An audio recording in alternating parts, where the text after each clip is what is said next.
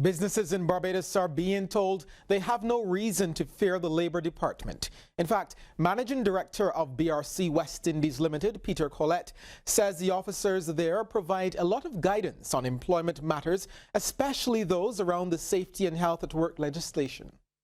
My experience is all they want to do is to get conformance, compliance. They want to move things forward, and any little step is good. So they're not people to be feared. They're not going to shut you down. They're going to come in, they're going to give you advice as to how to move forward. Mr. Collette was the featured speaker during the first BMEX pop-up. He says following the Shaw Act is not difficult once companies integrate safety in every facet of the business. So we've also got a moral obligation to our staff. We have to look after the people that work for us, so there's that moral obligation too. And then ultimately it's the law. People fail to realise sometimes that this is the law, so just the way you can get fined for speeding, you can get fined for non-compliance. So this is the law of the land, and whether you're in compliance now or not, the main thing is we start moving towards compliance. While technology has been hailed as a productivity tool, it is also eroding the barrier between working and private hours available to employees. That observation from head of the International Labour Organization, Guy Ryder. He shared the perspective during the opening of the 11th meeting of Caribbean Ministers of Labour.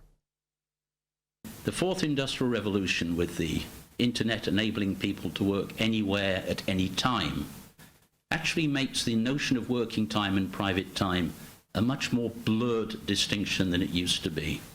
Anybody who's armed with a mobile telephone, I don't know if you have one in front of you, Minister. Anybody who's armed with one of these wonderful instruments sometimes is not sure when they're working and when they're not working. And I think the question is, who controls working time? Who decides? Working anywhere, anytime sounds great if you can choose. But if you're required to work anywhere at any time, well, that looks slightly less attractive. Now, the International Labour Organization chief also highlighted some concerns about gender pay inequality. It is it not extraordinary, ladies and gentlemen, that the ILO pronounced the principle of equal pay for work of equal value 100 years ago in our founding constitution. It was there. 100 years later, what do we have? We have a gender pay gap which, taken globally, is around 20%. So we have failed, and failed badly, to realize that founding principle. Time now to take a look at how stocks traded on selected exchanges across our region. In Jamaica, Wasinco Group Limited ordinary shares was the volume leader with 3,030,145 units.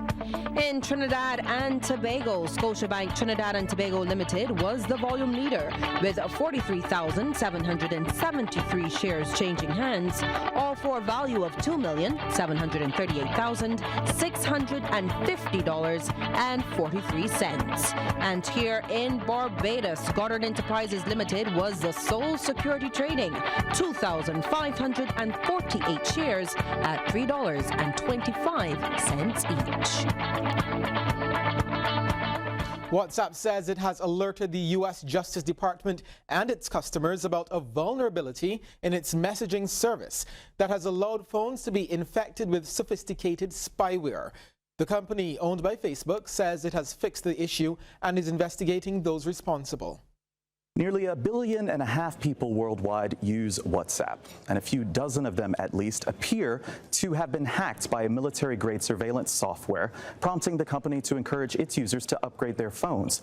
Earlier this month, WhatsApp discovered hackers could use a vulnerability in its software to make a WhatsApp voice call to a target's mobile phone. And even if the call went unanswered, spyware could then be installed on the device, and the call log would simply disappear. Just like that, emails, text messages, contacts, browser history, and location data could be extracted. This software can also activate the phone's microphone and camera for surveillance purposes. Now, the company says it's fixed the issue and wants users to update its application, while saying the attack has all the hallmarks of a private company that reportedly works with governments to deliver spyware that takes over the functions of mobile phone operating systems. It's unclear how many phones have been targeted.